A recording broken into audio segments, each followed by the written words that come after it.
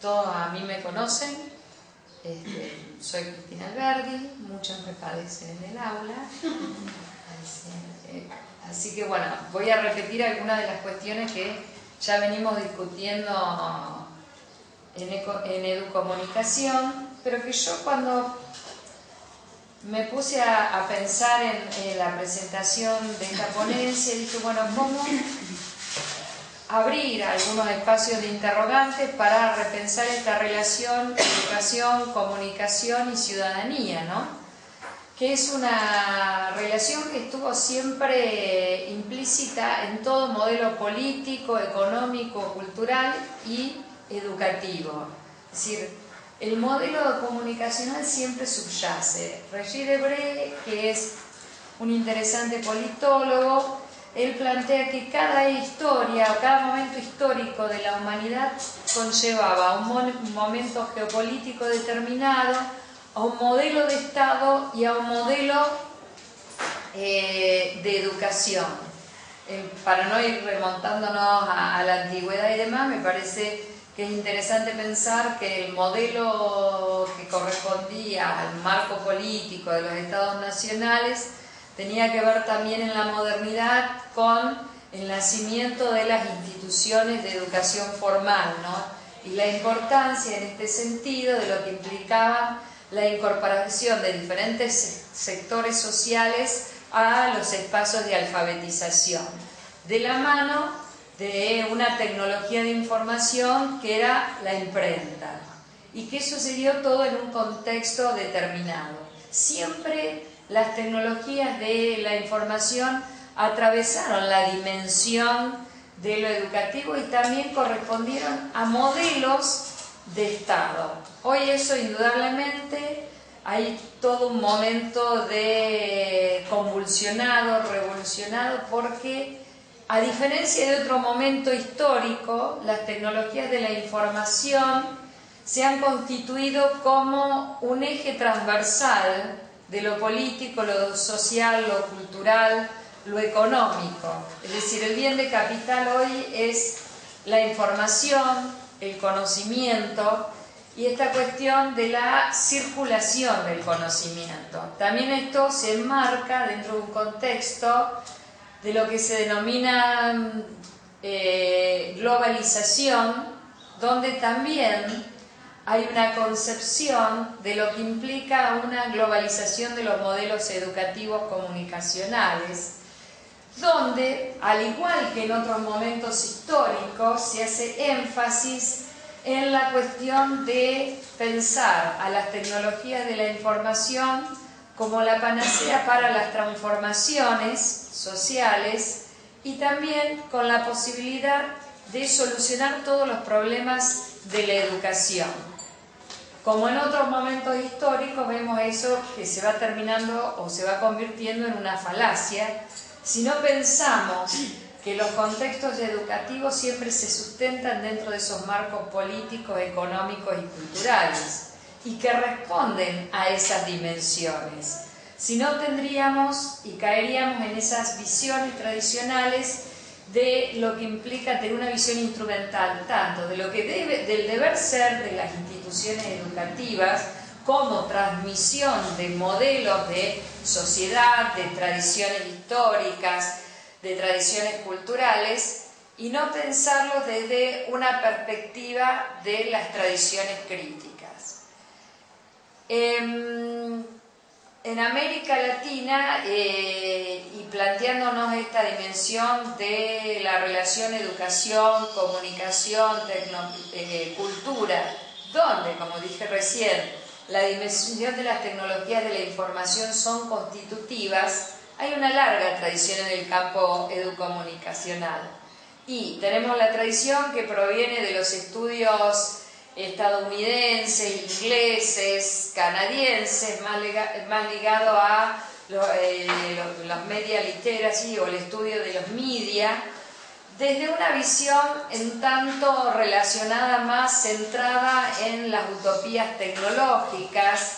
que escapan a esta dimensión de pensar lo político que atraviesa la construcción de la ciudadanía. Y ahí nos remitimos como a tradición macluniana, con todo lo que implica su impacto en las cosmovisiones de lo que es la aldea global y pensarlo desde una utopía de la sociedad. También tenemos en la década del 50, 60, que llega hasta los 70, pensar la tradición proveniente de Naciones Unidas, UNESCO, de pensar las transferencias de las tecnologías de la información, lo que se denominó tecnología educativa, modelos educativos de los denominados países desarrollados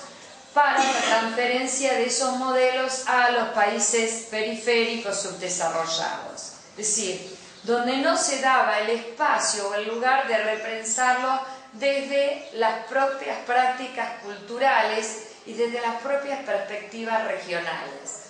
Estos modelos vemos que se han amplificado con el discurso de la globalización, esta imagen de que todos estamos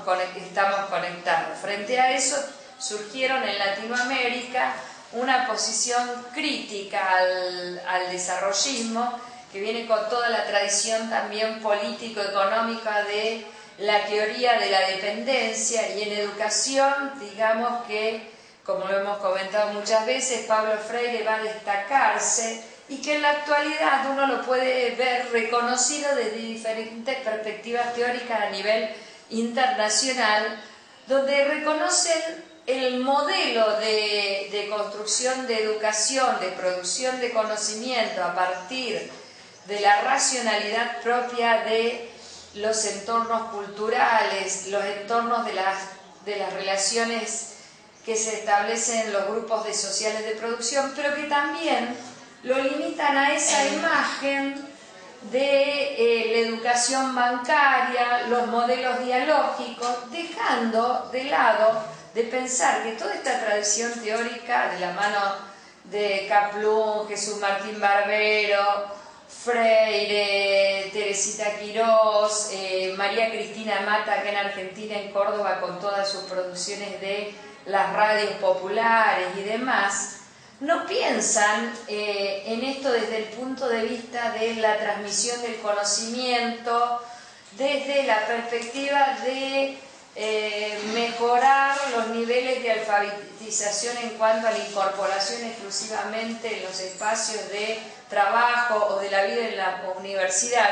sino que piensan esta adquisición de saberes de la toma de la palabra y de transformación de la sociedad, de democratización de la sociedad. A diferencia, fundamentalmente, del modelo que se piensa de la tradición de los estudios ingleses, canadienses, donde si bien valoran esta cuestión del contexto educativo, no lo piensan del contexto de transformación de la sociedad y de la participación política de los ciudadanos. Me parece que esa sí es una cuestión importante para retomar estas tradiciones y pensarlo no desde una perspectiva del espejo retrovisor, como diría McLuhan, sino de una perspectiva y cómo impacta en esta sociedad globalizada. Yo hoy leía justamente, estoy leyendo un libro que se llama La innovación pendiente, de Moravec, que es un español porque estuvo trabajando en el Plan Ceibal y que publica esto a partir de la evaluación del Plan Ceibal en Uruguay, donde justamente él plantea la importancia del desarrollo de estas políticas de Estado que tienen que ver con la distribución de tecnología desde el punto de vista del hardware y de los software en las instituciones educativas, de acuerdo a lo que se ha llamado a nivel internacional el modelo Negroponte 1 a 1, pero que justamente, si bien lo plantean desde visiones y retoman conceptos como Emirec, ya trabajado en los 70, emisor que se vuelve receptor y que hoy hablamos de prosumidores, lo hacen siempre, digo yo, desde una perspectiva de la individualidad, del individuo, no como un sujeto social y no un sujeto político. Hablamos del trabajo colaborativo, de las inteligencias colectivas, de las transformaciones de las instituciones educativas tradicionales que no dan respuesta a estos contextos históricos, pero sí lo hacemos desde una perspectiva de la individuación, de pensar los espacios colaborativos, pero no creo que se piensa la educación como una producción social. Y entonces me parece que sí son ejes a repensarlos y a retomar esas tradiciones que hemos tenido y hemos construido dentro de nuestros propios marcos teóricos en América Latina, ¿no? Y ponernos en la discusión, porque es como también que ahí se reconoce desde las diferentes perspectivas de lo que diríamos una primera mirada del primer mundo, pero lo hacen desde una visión que lo transforman como en una especie de mito, de vaciamiento del discurso propio de lo que implica esto. Y me parece que resulta peligroso a la luz de las transformaciones actuales en relación a las políticas neoliberales que se están dando a nivel de bloques regionales. Es decir, nosotros teníamos un proyecto regional geopolítico que era el Mercosur, donde se planteaban modelos de cooperación en cuanto a los desarrollos científicos, tecnológicos que impactaban, por supuesto, en los modelos educativos, centrado en esta posibilidad de desarrollo desde las propias perspectivas de las regiones. Mientras que ahora se ha transformado, o se ve estas cuestiones que planteaba Mirta con respecto a uno no tiene certeza, tiene intuiciones y tiene también revival de lo que fueron las políticas de los 90 con respecto a modelos privatistas e instrumentalistas de la educación y también de pensar la inclusión de las tecnologías de la información y comunicación en estas dimensiones de la educación, desde una perspectiva que no es amplia, a pensarla sobre todo en cómo se mide el efecto, cómo se tiende las grandes investigaciones que se hacen a nivel internacional. El OCDE, las Naciones Unidas, tiene que ver con el grado de difusión de las tecnologías, tanto en el ámbito, o sea, de la conectividad, de la computadora, en el ámbito de la educación formal, no formal, asistemática, también términos a que podríamos poner ciertamente en discusión y que están en discusión, que es lo formal y no formal. Y entonces pensarlo también desde cómo son limitantes estas investigaciones, porque la evaluación de estos programas se hace a partir, bueno, ¿cómo fue la difusión? No se piensa cuál es el lugar que tienen en las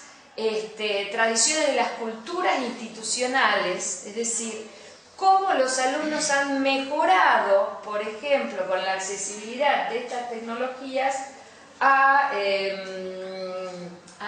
los aprendizajes, en qué ha contribuido la inclusión de estas tecnologías. Entonces me parece interesante pensarlo dentro del marco de las políticas educativas y no sé cuándo con el tiempo.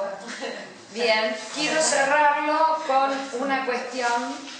que no es menor rescatar, que tiene que ver cómo también las políticas de Estado tuvimos ciertas certezas durante lo que fue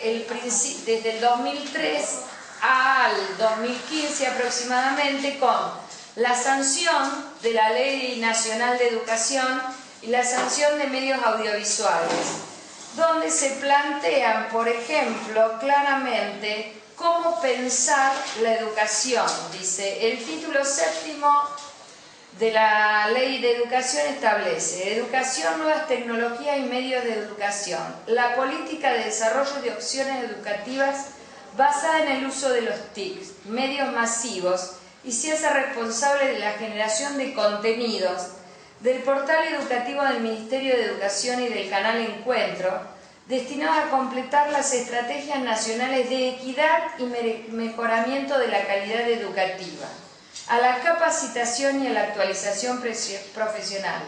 de docentes de todos los niveles, a promover innovaciones metodológicas en los espacios curriculares, al desarrollo de propuestas de alfabetización y de educación a distancia, a la difusión de contenidos culturales,